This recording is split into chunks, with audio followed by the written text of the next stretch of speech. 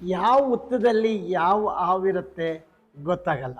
ಯಾವ ಮನುಷ್ಯನ ಮನಸ್ಸಿನಲ್ಲಿ ಯಾವ ಕಲೆ ಇದೆ ಗೊತ್ತಾಗಲ್ಲ.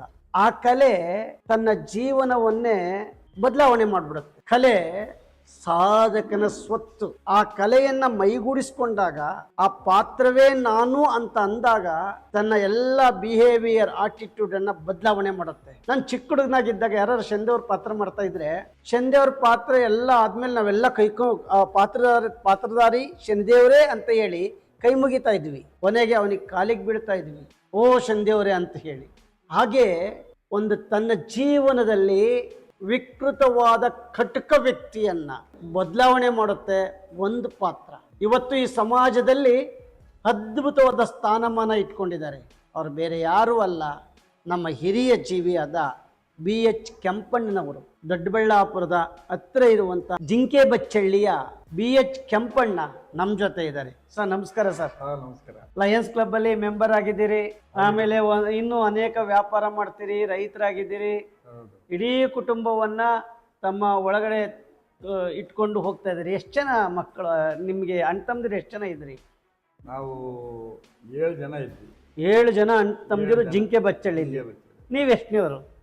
ನಾನು ಆ ಲೆಕ್ಕದಾಗ 6ನೇ. ನಿಮ್ಮ ಈ ಕುಟುಂಬದಲ್ಲಿ ನಿಮ್ಮನ್ನ ಯಾವ್ದಕ್ಕೂ ಸಲ್ದವನು ಅಂತ ಅನ್ಕೋತಿದ್ರು, ಯಾಕೆ? ಅದು ನಾವು ಸ್ವಲ್ಪ ರಫ್ ಅಂಡ್ ಡಫ್ ಮಾತಾಡ್ತಿದ್ದೆ. ನಾನು ಒಂಥರ ಕೇಡಿ ಇದ್ದೆ. ನಂಬರ್ 1 ಕೇಡಿ ಆಗಿದ್ರಿ. ಆಗ ನಮ್ಮ ಅಣ್ಣ ಅವ್ರು ಹೇಳಿದ್ರು, ಬೇಡಪ್ಪ ಈ ಕೇಡಿ ಸವಾಸ ಬೇಡ, ನೀವೆಲ್ಲ ಬೇರೆ ಹೋಗ್ಬಿಡ್ರಪ್ಪ. ಓಹೋ. ನಾವು ಈಗ ಅವ್ರು 5 ಜನ ಮದುವೆ ಆಗಿದ್ರು. ನನಗೆ ನಮ್ಮ ತಮ್ಮನಿಗೆ ಇನ್ನೂ ಆಗಿಲ್ಲ. ನಾವು ಇಬ್ಬರು ತಂದೆ ಮಕ್ಕಳು. ನಮ್ಮಪ್ಪನ ಮಗನಿಗೆ ಒಬ್ಬನಿಗೆ ಆಗಿತ್ತು, ನಂಗೆ ನಮ್ಮ ತಮ್ಮನಿಗೆ. ನಿಮ್ಗೆಲ್ಲ ಮದುವೆ ಆಯಿತು, ನಮ್ಗೆ ಯಾರು ಮಾಡೋರು? ನಮ್ಗೆ ಅಪ್ಪನಿಲ್ಲ ಏನಿಲ್ಲ ಅಂತ ಕೇಳಿದೆ. ಹಂಗೆ ನಾಳೆ ಆಗು ಅಂತ ಹೇಳಿದ್ರು. ನಾಳೆ ಆಗ್ತೀನಿ, ಮಲಗೋದಿಲ್ಲ ಹೇಳಪ್ಪ, ಮಲಗಕ್ಕೆ ಮನೇನೇ ಇಲ್ಲ, ಆಗೋದು ಹೆಂಗೆ ಅಂತ. ಹಂಗಿಂದ ನೀನೇ ಯಜಮಾನಿಕೆ ಮಾಡಿ ಮನೆ ಕಟ್ಕೊಂಬಿಡು ಅಂದು. ಆಯ್ತು ಬಿಡು, ನಾನೇ ಮಾಡ್ತೀನಿ ಅಂದಮೇಲೆ ನಾವು ಒಂದು ಸ್ವಲ್ಪ ಶಿಸ್ತು, ದೊಡ್ಡವರು ಚಿಕ್ಕವರು ಅನ್ನೋ ಭಾವನೆ ನನಗೆ ಅಷ್ಟೊಂದೇನು ಏನು ಗೊತ್ತಿಲ್ಲ ಏನಂತ ತಿಳ್ಕೊಂಬಿದ್ದೀನಿ. ಸ್ವಲ್ಪ ಕರೆಕ್ಟಾಗಿ ನಾವು ಬೆಳಿಗ್ಗೆ ಕೆಲಸ ಮಾಡೋದು ಕಲಿದ್ರಿ, ಸುಮ್ಮನೆ ಹಂಗೆ ಬಂದ್ಬಿಡಲ್ಲ ಮನೆ ಕಟ್ಟಕ್ಕೆ. ಅದಕ್ಕೆಲ್ಲ ಅದು ಇದು ಅಂತ ಸಿಕ್ಕಾಪಟ್ಟೆ ರೋಪ್ ಆಗ್ತಿದೆ. ಒಂಥರ ರೌಡಿ ಅಂತ ಹೇಳ್ಬೋದು. ಕುಟುಂಬದ ರೌಡಿ, ನಮ್ಮ ಕುಟುಂಬದ ರೌಡಿ. ಆವಾಗ ದೊಡ್ಡಬಳ್ಳಾಪುರದ ನಾವು ಮಗ್ಗ ಬಿಡ್ತಾ ಇದ್ದಾಗ ನಾನು ಇಲ್ಲೆಲ್ಲ ದೊಡ್ಡವ್ರ ಜೊತೆ ಓಡಾಡಿದೆ. ಒಳ್ಳೊಳ್ಳೆ ಇದಿತ್ತು. ಆದರೆ ನಡೆ ನುಡಿಗಳಿಗೆಲ್ಲ ಹೆಂಗಂದ್ರೆ ಮಗ ತೊಳೆಯಂಗಿಲ್ಲ, ಏನಿಲ್ಲ, ಹಂಗೆ ಬಂದ್ಬಿಟ್ರೆ ಇವ್ರು ನಿಮ್ಮ ಮತ್ಕೆ ಅಂದ್ರೆ ನಾನು ಅನ್ಬೇಕಲ್ಲ. ನೀವು ಗೊತ್ತಿರೋ ದೊಡ್ಡವರು, ಕೆಂಪಣ್ಣವ್ರು EMನ ಯಾರು ಅಂದ್ರೆ ನಮ್ಮ ಮತ್ಕೆಯವರು ಅಂತ ಹೇಳ್ಬೇಕು. ಅವಾಗ ನಮ್ಮ ಮತ್ಕೆ ಥರ ಇರಬೇಕಲ್ಲ. ಅವಾಗೆಲ್ಲ ನನಗೆ ಭಾಳ ಪಾಪ ಬಂದ್ಬಿಡೋದು. ಅವಾಗ ನೀನೇ ಯಜಮಾನಿಕೆ ಮಾಡೋದು. ಬಂದಮೇಲೆ ಇವ್ರಿಗೆ ಏನು ಮಾಡೋದು ಅಂತ ಹೇಳಿ ಎಲ್ಲರಿಗೂ ಒಂದೊಂದು ಜೊತೆ ಬಟ್ಟೆ ಹೊಲಿಸಿದ್ರೆ 2 ಜೊತೆ ಹೊಲಿಸ್ತೇವೆ ನಾವೇ. ಯಾವಾಗೇ ಆಗಲಿ ಒಂದು ಮನೆ ಕಟ್ಟಕ್ಕೆ ಹಿಡಿದೆ, ದೊಡ್ಡ ಮನೆ. ಅವಾಗ ಅವ್ರ ಮನೆಯೊಳಗೆ ದೊಡ್ಡದೊಂದು ಕನ್ನಡಿ, ಎಲ್ಲರ ಮನೆಗೂ. ಇವಾಗ ನೀವು ಸಾವುಕಾರು, ನೀವು ಬೀರ್ ತಂದು ಇಟ್ಕೊಂಡಿದ್ದೀರ, ಅವ್ರಿಗಿಲ್ಲ. ಅಲ್ಲೊಂದು ಅಲ್ಮರ ಮಾಡಿ, ಅದಕ್ಕೊಂದು ಬೀಗ ಮಾಡಿ, ಅದಕ್ಕೊಂದು ಪಕ್ಕದಾಗ ಒಂದು ಕನ್ನಡಿ ದೊಡ್ಡದು. ಎಲ್ಲರೂ ಬೆಳಗ್ಗೆ ಎದ್ದು ಅವ್ರವ್ರ ಮುಖ ಅವ್ರು ನೋಡ್ಕೊಬೇಕು. Very good. ಗೊತ್ತಾಯ್ತಾ? ನನಗೊಂದು ಕನ್ನಡಿ ಸಿಕ್ಕಿಲ್ಲ, ನಿಮ್ಮ ಮನೆಗೆ ಅಂದರೆ ಕನ್ನಡಿ ಅದು ಅನ್ನಂಗಿಲ್ಲ. ಎಲ್ಲರ ಮನೆಗೆ ಕನ್ನಡಿ ಇತ್ತು. ಅವ್ರು ನೋಡ್ಕೊಂಡು ಏನೋ ಬೆಳಗ್ಗೆ ಸರಿಯಾಗಿ ಮಖ ತೊಳೆದ್ರೆ ಅದು ಬಂದು ನಾನು ನೋಡ್ತಿದ್ದಂಗೆ ಓಡಿಗೆ ಇದು ಮಖ ಹೆಂಗದ ನೋಡ್ಕೊಂಡು ಬರಂಗೆ ಮಾಡಿ. ಆಮೇಲೆ ಏನಾಯಿತು, ಈ ದೊಡ್ಡ KD ನಂಬರ್ 1 ಅಲ್ಲ, ಈಗ ನಮ್ಮೂರಿನ ಒಂದು ಕುರುಕ್ಷೇತ್ರ. ಈಗ KD ನಂಬರ್ 1 ಆಗಿದ್ದಂಥವ್ರು ನಿಮ್ಮೂರಲ್ಲಿ ಒಂದು ಕುರುಕ್ಷೇತ್ರ ಶುರು ಮಾಡಿದ್ವಿ. ಎಸ್. ಅಲ್ಲೇನಾಯಿತು, ಇಬ್ಬರು ಕೆಂಪಣ್ಣವರು, ಅವ್ರು ಚಿಕ್ಕ ಕೆಂಪಣ್ಣವರು, ನಾನು BH ಕೆಂಪಣ್ಣವರು. ಅಲ್ಲಿ ಅವರೇನು ಮಾಡಿದ್ರು, ಆ ಕುರುಕ್ಷೇತ್ರಕ್ಕೆ ಬಂದರು. ನನ್ನ ಕಡೆ ಹುಡುಗರು ಒಬ್ಬರಿಗೂ ಪಾಠೆ ಕೊಡಲಿ. ಅವಾಗ ನಿಮ್ಮ ಕಡೆ ಗ್ರೂಪಲ್ಲಿ ಸಿಟ್ಟು ಬಂದ್ಬಿಡ್ತು. ನಾನು ಅವಾಗ ಹೇಳಿದೆ, ಅವರೆಲ್ಲ ಬಂದು ನಮಗೆ ಏನಪ್ಪ ನೀನು ಅವ್ರ ಜೊತೆಗೆ ನಮಗೆ ಕೊಡೋರು, ನಿನ್ನ ಜೊತೆಗೆ ಬಂದಮೇಲೆ ಒಂದು ಕೊಡಲಿಲ್ಲ. ಹಾಗೆ ಒಂದು 15 ದಿವಸ ಸತಾಯಿಸ್ದೆ. ಆಮೇಲೆ ಕೊನೆಯಲ್ಲಿ ಅಷ್ಟು ಆಗೋದೇ ಇಲ್ಲ ಅಂದರು. ಒಬ್ಬ ಮಾಸ್ಟರ್ನ ಕರ್ಕೊಂಬಂದೆ, ತುಮಕೂರು ಗಂಗಪ್ಪನವರು ಅಂತ. ಅವ್ರಿಗೆ ಎಲ್ಲ ನಾನು ಊರು ಯಜಮಾನಿಕೆ ಮಾಡ್ತಿದ್ದು. ನೀವೆಲ್ಲ ಯಾರ್ಯಾರಿಗೆ ಏನು ಬೇಕೆಲ್ಲ ಮಾಡಿ.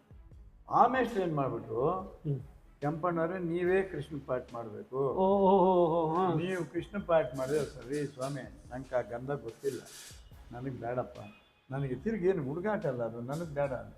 ಇಲ್ಲ ನೀವು ಮಾಡಿ, ನಾವು ಕಲಿಸ್ತೀವಿ. ಅವಾಗ ನನ್ನ ಹತ್ರ ಕೆಲಸ ಮಾಡ್ತಿದ್ದವನೇ ಭೀಮ ದುರ್ಯೋಧನ ಎಲ್ಲ ಎಲ್ಲ ಸುತ್ತಮುತ್ತ ಇದ್ದಾರೆ. ನಮ್ಮ ಸುತ್ತ ಇದ್ದಾರೆ. ಎಲ್ಲ ಪಾಠ ಮಾಡಿದ್ವಿ.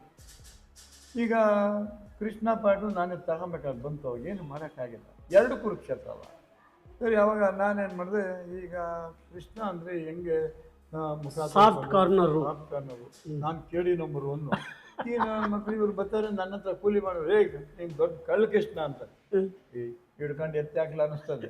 ಆದರೆ ಮೇಷ್ಟ್ರು ನಿಲ್ಸ್ರಿ, ನಿಧಾನ ನಕ್ಕಂಡು ಮಾತಾಡ್ರಿ, ಆಯ್ತು ಬಾಬಾ ಹೇಳಪ್ಪ ಅನ್ನಬೇಕು. ಈ ಪರಿಸ್ಥಿತಿ ಒಳಗೆ ಏನಾಯ್ತು, ನಾಟಕ ಕಲ್ತ್ವಿ. ನಾಟಕ ಕಲಿತಾ ಕಲಿತಾ ಆ ಪಿಳ್ಳಂಗು ಹಿಡ್ಕೊಂಡು ಹಿಂಗೆ ಇಟ್ಕೊಂಡ್ರೆ ಅದ್ರ ಭಾವನೆನೇ ಚೇಂಜ್ ಆಗ್ತದೆ. ಈಗ ಎಲ್ಲ ಜಿಮ್ ಅನ್ನಿಸ್ತದೆ. ಆ ಕೃಷ್ಣ ಪಾರ್ಟ್ ಅಂದರೆ ಅಷ್ಟು ಸತ್ವಾದ ಪಾರ್ಟು, ದೇವ್ರ ಪಾರ್ಟ್, ಬೇರೆ ಏನು ಕೆಟ್ಟದ್ದು ಮಾತಾಡಂಗಿಲ್ಲ. ಅಂದರೆ ಮೊದಲು ಮಾತಾಡ್ತಿದ್ನಲ್ಲ, ಇದೆಲ್ಲ ದಿನ ದಿನ ದಿನ ದಿನ ದಿನ ಕಮ್ಮಿ ಆಗ್ತದೆ. ಓ, ಬದಲಾವಣೆನೇ ಆಗೋಯ್ತು, ಮಾತಿನ ಶೈಲಿನೂ ಬದಲಾವಣೆ ಆಯ್ತು. ಅವನು ಹೇಳ್ತಾನೆ, ನನ್ನ ಹತ್ರ ಇವ್ರು ಕೆಲ್ಸಕ್ಕೆ ಕೇಳಿದ್ದೀನಿ ನೀನು, ಸರಿ ಅಂತ ಹೇಳ್ಬೇಕಲ್ಲ. ಅವನು ಏನ್ರಿ ನೀನು ದೊಡ್ಡ ಕಳ್ಳಿಕೃಷ್ಣ ಅಂತ ನಿನ್ನಂದ ಒಳ್ಳೆ ಸವಸ ಬಂದಲ್ಲಪ್ಪ ಅಂದ. ಅದು ಮೇಷ್ಟು ಕೆಂಪಣ್ಣ ಅಷ್ಟನ್ನು ಮಾತಾಡ್ರಿ, ಆಗಲ್ಲ ಬಾವ, ಸ್ವಲ್ಪ ಶಾಂತಿ ತಗ ಬಾವ ಅಂತ ಮಾತಾಡಬೇಕು ಅಂತ. ಏನಪ್ಪ ಮಾಡಲಿ, ಅವಾಗ ಆ ಥರ ನಕ್ಕೊಂಡು ಅವನು ಗದೆ ಎತ್ಕೊಂಬಂದ್ರು, ಇರಲಿ ಬಾವ ಸ್ವಲ್ಪ ಶಾಂತಿ ಮಾತಾಡಪ್ಪ, ಎಲ್ಲ ಸೊರತ್ತದೆ ಅಂತ ಹೇಳ್ಬೇಕು. ಹೇಳ್ತಾ ಹೇಳ್ತಾ ಹೇಳ್ತಾ ಏನಾಗೋಯ್ತು, ಕೆಂಪಣ್ಣ ಭಾಳ ಚೆನ್ನಾಗಿ ಮಾತಾಡ್ತಾರ್ರಿ, ಇಷ್ಟು ಚೆನ್ನಾಗಿ ಹೇಳ್ತಾನೆ ಅಂತ ಅನ್ನಂಗೆ. ಆಮೇಲೆ ನಮ್ಮನೆ ಒಳಗೂ ದುಸ್ವಾಸನು, ಭೀಮನು, ಶಕುನಿ ಎಲ್ಲ ಇದ್ರು.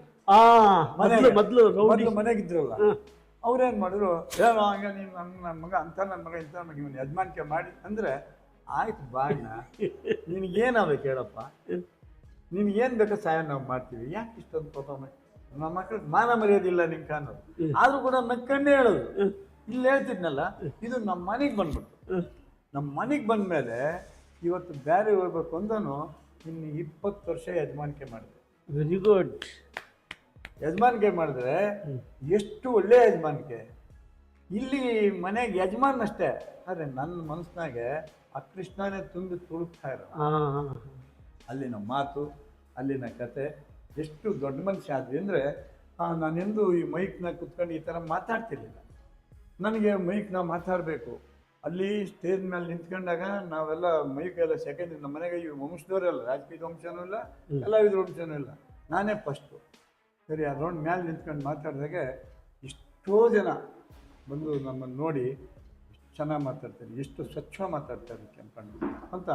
ಆಮೇಲೆ ಹಿಂಸದಲ್ಲಿ ನಾವೆಲ್ಲ ಮಾತಾಡಬೇಕಲ್ಲ, ಚೆನ್ನಾಗಿ ಮಾತಾಡಬೇಕಲ್ಲ, ರುಕ್ಮಿಣಿ ಅದು ಇದು ಅಂತ ನಾವು ಮಾತಾಡಬೇಕು. ಇದೆಲ್ಲ ನೋಡ್ತಾ ಇದ್ದರೆ ಬೆಳಗ್ಗೆ ನಾಟಕದ ದಿನ ಬೆಳಿಗ್ಗೆ ಸುಮಾರು ಒಂದು 20 ಜನ ಚೆಂಬಿಡ್ಕೊಂಡು ನಿಂತಿದ್ರು. ಏನಕ್ಕೆ? ಪಾದ ತೊಳೆದು ನಮಗೆ ಪೂಜೆ ಮಾಡಿದ್ರು.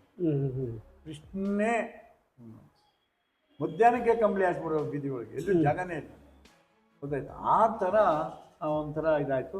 ನಮ್ಮ ಮನೆ ಇವತ್ತು ಬೇರೆ ಹೋಗ್ಬೇಕು ಅಂದನು, 20 ವರ್ಷ ಯಜಮಾನಿಕೆ ಮಾಡಿದೆ. Very good. ಕೃಷ್ಣನ ಪಾಠ ಅಂದರೆ ಏನು ಅಂತಂದರೆ, ನಾನು ಆ ಮೈಕ್ ಹಿಡ್ಕೊಳ್ಳೋದು ನನಗೆ ರೂಢಿ ಆಯಿತು, ಮೈಕ್ ಹಿಡ್ಕೊಂಡು ಮಾತಾಡೋದು ರೂಢಿ ಆಯಿತು. ನನ್ನ ಕಡೆ ಯಾರೂ ಇಲ್ಲ ಬೇರೆಯವ್ರು ಮಾತಾಡೋಕ್ಕೆ, ನಾನೇ ಲೀಡ್ರು. ಕೃಷ್ಣ ಪಾಠ ನಾನೇ ಮಾಡಬೇಕು, ನಿಮಗೆ ಸ್ವಾಗತನೂ ನಾನೇ ಮಾಡಬೇಕು. ಇದು ಮಾಡ್ತಾ ಮಾಡ್ತಾ ಮಾಡ್ತಾ ಏನಾಯಿತು, ನಾಟಕನೂ ಚೆನ್ನಾಗಾಯಿತು. ಆಮೇಲೆ ನಮ್ಮ ಮನೇನೂ ಸರಾಯಿತು. ಅದಾದಮೇಲೆ ಆ ತಗೊಂಡ ಮೇಲೆ 40 ಎಕರೆ ಜಮೀನು ಕೊಂಡ್ಕೊಂಡು. ಓಹೋ, ಕೃಷ್ಣನ್ ಪಾತ್ರ ಮಾಡಿ ಇಡೀ ಜೀವನವನ್ನು ಬದಲಾವಣೆ ಮಾಡಿಕೊಂಡಂಥ ವ್ಯಕ್ತಿ ಆರ್ಥಿಕವಾಗಿ ಸಬಲೀಕರಣ ಆದ್ರಿ. ಅವ್ರು ಮಾತು ಮನೆ ಒಳಗೆ ನಾನು ಹೆಂಗೆ ಮಾತಾಡಬೇಕು ಅನ್ನೋದು ಗೊತ್ತಾಯಿತು. ಆಮೇಲೆ ಊರು ಅವಾಗ ಏನು ಮಾಡಿದೆ, ಊರಿನಾಗೆ ಒಬ್ಬರ ಮನೆಗೆ ಹೋಗೋದು ಯಾವಾಗ ಪಂಚಾಯತಿ ಮೆಂಬರ್. ಅವಾಗ ನಾನು ನಿಲ್ಲಬೇಕು ಅಂತ ರಾಜಕೀಯಕ್ಕೆ ಬಂದೆ. ರಾಜಕೀಯಕ್ಕೆ ಬಂದರೆ ಆ ಮೈಕ್ ನಾವು ಮಾತಾಡಿದ್ರೆ 1000 ಜನ ಚಪ್ಪಾಳೆ ಹೊಡೆಯೋರು. ಆಗೋಗುತ್ತೆ. ಎಲೆಕ್ಷನ್ನೇ ಇಲ್ಲ, ಎಲೆಕ್ಷನ್ನೇ ಇಲ್ಲ, ಸೆಲೆಕ್ಷನ್. ಇಬ್ರು ಒಂದೇ ಪಾರ್ಟಿಗೆ ನಿಂತಿದ್ದು. ಅವಿರೋಧ ಆಯ್ಕೆ. ಅದಾದಮೇಲೆ ರಾಜಕೀಯದ ವ್ಯಕ್ತಿ ಆಗೋದು. ಆಮೇಲೆ ಈ ಸೊಸೈಟಿ VSN ಸೊಸೈಟಿ ಒಳಗೆ ಸುಮಾರು 10 ವರ್ಷ ಡೈರೆಕ್ಟ್ರಾಗಿ ಅಧ್ಯಕ್ಷನಾಗಿ ಸೊಸೈಟಿನೇ ಕಳಿಸ್ತೀನಿ ಬಾಷೆಟ್ಟಲ್ಲಿ. ಒಳ್ಳೆ ಕೆಂಪಣ್ಣವ್ರವರು ಅಂತ ನಾನು ಅಲ್ಲಿದ್ದರೆ ಕನಿಷ್ಠ ಒಂದು 10-15 ಜನ ಆದರೂ ಬಂದಿದ್ದಾರೆ. ಬಾಪ ಕುತ್ಕಪ್ಪ, ಏನಪ್ಪ ಸಮಾಚಾರ, ಸಾಲ ತಗೊಳ್ಳಿ ಸೊಸೈಟಿಗೆ, ನಿಮ್ಗೇನು ತೊಂದರೆ ಆಗಿದೆ, ನಾವೆಂದೂ ನಿಮ್ಮ ಮನೆ ಹರಾಜು ಮಾಡಿಸೋದಿಲ್ಲ, ಇಲ್ಲೇ ಬಂದು ಭಯ ಬೀಳಿಸೋದಿಲ್ಲ, ನೀವು ತಗೊಳ್ಳಿ ನಾವಿದ್ದೀವಿ ಅಂತ ಹೇಳಿ ಅಲ್ಲಿ 13 ಲಕ್ಷ ಇದ್ದಿದ್ದನ್ನು ನಾನು ಒಂದು 80 ಲಕ್ಷ ಸಾಲ ಕೊಟ್ಟೆ. ಬೇಕಾದಷ್ಟು ಜನ ಬಡವರು. ನಿಮ್ಗೆ ಎಷ್ಟು ಜನ ಮಕ್ಕಳು? ನನಗೆ 3 ಹೆಣ್ಣು 1 ಗಂಡು. ಗಂಡು ಮಗ ಸತ್ತೋಗ್ಬಿಟ್ಟ, ಹೆಣ್ಮಕ್ಳು 3 ಜನ ಮದುವೆ ಮಾಡಿಬಿಟ್ಟೆ. ನಿಮ್ಮ ಶ್ರೀಮತಿಯವರು ಕೃಷ್ಣ ಪಾತ್ರಕ್ಕಿಂತ ಮುಂಚೆ ಮದುವೆ ಆಗಿದ್ದ ಮದುವೆ ಆಗಿರ್ಲಿಲ್ವಾ? ಎಲ್ಲ ಮದುವೆ ಆಗಿದ್ದೆ. ಆ ಕೃಷ್ಣ ಪಾತ್ರಕ್ಕಿಂತ ಮುಂಚೆ ನಿಮ್ಮ ಮಿಸ್ಸಸ್ ಹೆಂಗ್ ನೋಡ್ತಿದ್ರು, ಕೃಷ್ಣ ಪಾತ್ರ ಆದ್ಮೇಲೆ ನಿಮ್ಮ ಮಿಸ್ಸಸ್ ಹೆಂಗ್ ನೋಡ್ತಾರೆ? ಪಾಪ ಅವ್ರು ನೋಡ್ಬೇಕು. ಅಲ್ಲಿ ನಾಟಕದಾಗಿದ್ರೆ ಸುಮಾರು ಒಂದು 500 ಜನಕ್ಕೆ ಟೀ ಮಾಡ್ಬೇಕಾಯ್ತು. ಅವರು 25 ಲೀಟರ್ ಅಲ್ಲಿ ಹಾಲಿಕೊಡು ಓಡೋಡಿ ಬರೋರು ನಾನು ನೋಡಕ್ಕೆ. ಪಾಪ ನೀವು ಅಲ್ಲಿ ಮುಂದೆ ನನಗೆ ನಾಚಿಕೆ, ಇಲ್ಲಿ ಡ್ಯಾನ್ಸ್ ಎಲ್ಲ ಮಾಡಬೇಕು, ಹೆಣ್ಮಕ್ಳು ಬೇರೆ ಇರ್ತಾರೆ, ಕೃಷ್ಣ ಹಿಡ್ಕೋಬೇಕು. ಆಮೇಲೆ ಅವರು ಜಾಸ್ತಿ ನನ್ನ ಮುಂದೆ ಡ್ಯಾನ್ಸ್ ಮಾಡೋದು ಇದೆಲ್ಲ ಮಾಡೋಕ್ಕೆ ಹೆಣ್ಣು ಬಂದ್ಬಿಡು. ಅವ ನಾನು ಹೇಳ್ತಿದ್ದೆ, ವಾರಿಗೆ ಕರೆದು ಹೇಳ್ತಿದ್ದೆ, ನೋಡಮ್ಮ ಇದು ಕೃಷ್ಣ ಪಾಠ. ಕೃಷ್ಣ ಪಾಠನಾಗ ಏನು ಗೊತ್ತಾ, ನನ್ನ ಯೌವನವು ಕಳೆದು ವಾರ್ಧಕ್ಯದ ಮೊದಲನೇ ಹಂತದಲ್ಲಿ ಕಾಲಿಟ್ಟನಾದರೂ ನನ್ನ ಕನಸಾಗಿರೋ ರುಕ್ಮಿಣಿ ಅಂತ ಹೇಳ್ತಿದ್ದೆ. ಅದಕ್ಕೆ ಈ ವಯಸ್ಸಾದವನಿಗೆ ಅಂತ ನೀವು ಅಷ್ಟೊಂದು ಡ್ಯಾನ್ಸ್ ಮಾಡಬಾರ್ದು. ನೀವೇನಿದ್ರು ಅಭಿಮಾನ್ಯ ಹತ್ರ ಮಾಡಿ. ಕೃಷ್ಣನ ಹತ್ರ ಏನಮ್ಮ ಅಂದರೆ, ಕೃಷ್ಣ ರಾಧಾಕೃಷ್ಣ ಹೆಂಗಿರಬೇಕು, ಏನೋ ಒಂಥರ ವಯ್ಯಾರಾಗಿ ಆ ಥರ ಇರಬೇಕು, ಇಲ್ಲಾಂದರೆ ಬೆಳಗ್ಗೆ ಕಾಸು ಕೊಡೋದಿಲ್ಲ ಅಂತ ಹೇಳ್ತಿದ್ದೆ. ಅದೇ ಥರನೇ ನಮ್ಮ ಹತ್ರ ಅದು ಹೆಂಗೆ ಅಂದರೆ, ಕೃಷ್ಣ ರುಕ್ಮಿಣಿ ಹೆಂಗಿರಬೇಕು ಅಂದರೆ, ನಿಜವಾಗೂ ಕೃಷ್ಣ ರುಕ್ಮಿಣಿನೇ ಇವರು ಅನ್ನಂಗೆ ಇರಬೇಕು. ಎಸ್, ಕೃಷ್ಣ ಅಂತ ಒಂದು ಹಾಡು ಹೇಳಿ ನೋಡ್ರಿ. ಯಾವ್ದಾರ ಅದು ಶಾನೆ 50 ಒಂದು ಸ್ಟ್ಯಾಂಜ್ ಒಂದೇ ಒಂದು. ಏನ್ ಮಾಡೋದು ಇವಾಗ, ಅದು ಎಂತದಾರ ಒಂದು ಯಾವ್ದಾರ ಹೊಡಿ. ಭಾರತ ಭೂಮಿ ಜಯಿಸಿ ದುರಾಶಾ ಸಮಾನ ಶೌರ ಸಾಹಸ ನಿರಾಕರಿಸದಿರೈ ಭಾರತ ಭೂಮಿ ವೈರವನೆ ನಿಂಗಿ ನೀನ್ ಸೈರಣೆಯ ತಾಳೈ ವೈರವನೆ ನಿಂಗಿ ನೀನ್ ಸೈರಣೆಯ ತಾಳೈ ಬಾಳೈ ಬಲು ಧರ್ಮ ನಿರುತ ಗುಣ ಚರಿತ ಕರುಣ ಭರಿತವರ ಗುಣನಿತ ಭಾರತ ಭೂಮಿ ಜಯಿಸಿ ದುರಾಶ. ಸಿಗೋದನ ಸ್ವಲ್ಪ ನೋಡಿ ಹೇಗಿದೆ ಅಂತಂದ್ರೆ, ಯದಾ ಯದಾಯ ಧರ್ಮಸ್ಯ ಗ್ಲಾನಿರ್ಭವತು ಭಾರತ ತದತ್ಮಾನಂ ಅಧರ್ಮಸ್ಯ ಸಂಭವಾಮಿ ಯುಗೇ ಯುಗೇನಾಗಿ.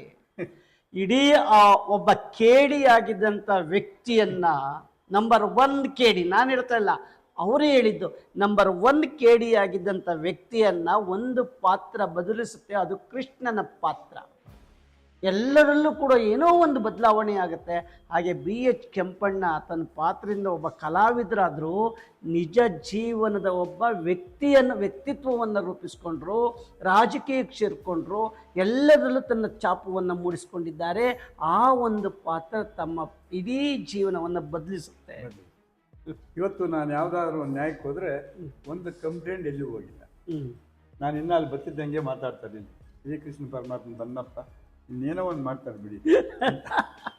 ಅಷ್ಟು ಸರಳವಾಗಿ, ಅಷ್ಟು ನಂಬಿಕೆಯಿಂದ ನಾನು ಪಂಚಾಯತಿ ನ್ಯಾಯಗಳು ಮಾಡ್ತಿದ್ವಿ. ನಾನು ಒಂದು ಕಂಪ್ಲೇಂಟು ಬೇಕಲ್ಲಿ ಕೊಡಿಸ್ತಿಲ್ಲ ಯಾರು. ಇವತ್ತಿನ ಸಮಾಜ ಕಂಡಾಗ ಈ ರಾಜಕೀಯ ಇದೆಲ್ಲ ನೋಡಿ, ನೀವು ಅಲ್ಲಿಂದ ಬೆಳ್ಕೊಂಬಂದಿದ್ರಿ. ಇವತ್ತಿನ ರಾಜಕೀಯ ಈ ಸಮಾಜ ನೋಡಿದ್ರೆ ಏನು ಅನಿಸುತ್ತೆ? ಕೃಷ್ಣ ಪ್ರಸ್ತುತ ಈಗಿದ್ದಿದ್ರೆ ನಾನು ಇವತ್ತೂ ನನ್ನ ಕಂಡ್ರೆ ನಮ್ಮೂರಿನವರೆಲ್ಲ ಇವತ್ತೂ ನಂಗೆ ಸ್ವಲ್ಪ ಭಯಪಡ್ತಾರೆ.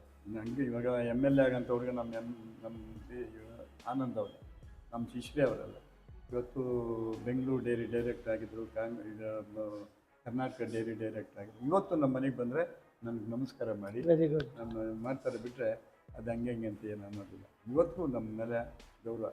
ನಾನು ನಿಮ್ಮ ಮನೆ ಹೆಸರೇನು? ಜಯಲಕ್ಷ್ಮಮ್ಮ. ತುಂಬ ಪ್ರೀತಿಸ್ತಿದ್ದೆ. ಅಂದರೆ ಏನು ನಾನು ಪ್ರೀತಿಸ್ಬೇಕಷ್ಟೇ, ಅವರೇನು ನೀನೇನು ದೊಡ್ಡ ಕಳ್ಳ ಬಿಡು ಅಂತ.